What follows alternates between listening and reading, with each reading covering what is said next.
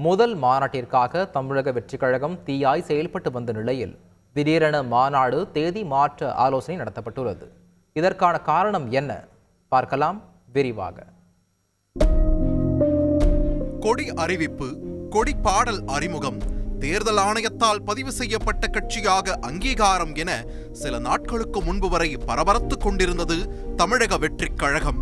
இதே வேகத்தில் முதல் மாநாட்டை நடத்திவிடவும் தீயாய் பணிகளை மேற்கொண்டு வந்த நிலையில் செப்டம்பருக்குள் மாநாடு நடத்திவிட வேண்டும் என முடிவோடு இருந்தது கட்சி தலைமை.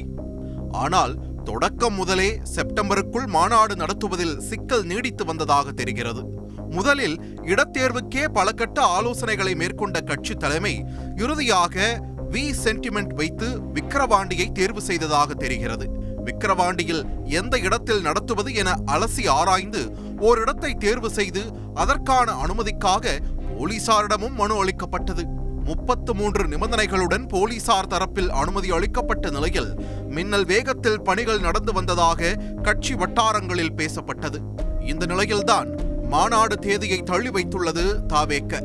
போலீசார் அனுமதி அளித்த சூழலில் மாநாடு நடத்த குறுகிய நாட்கள் மட்டுமே உள்ளதால் பணிகள் மேற்கொள்வதில் சிரமம் இருப்பதாக கூறி ஆலோசனை கூட்டம் நடத்தப்பட்டது.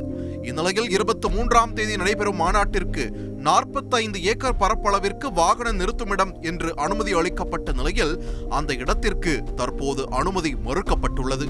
மாநாடு நடத்தப்படும் இடத்தில் வாகனங்களை நிறுத்திக் கொள்ளுமாறு காவல்துறை தற்போது அழுத்தம் கொடுப்பதாக கூறப்படுகிறது.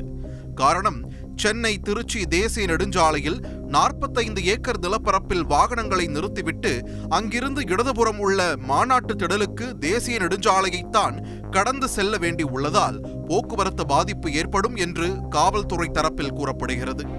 இப்படி அடுக்கடுக்கான நெருக்கடிகளை சந்தித்து வந்த தாவேக அக்டோபர் மாதம் மாநாட்டு தேதியை ஒத்திவைக்க திட்டமிட்டுள்ளதாம். ஆனால் இந்த முடிவால் அப்செட்டில் உள்ளார் விஜய். அக்டோபர் மாதம் பருவமழை தொடங்கிவிடும் என்பதால் மாநாடு நடத்துவதில் நெருக்கடி நீடித்து வர திட்டமிட்டபடி மாநாடு நடத்த முடியவில்லை என்று அதிருப்தி தெரிவித்துள்ளார் தமிழக வெற்றிக் கழக தலைவர் விஜய்.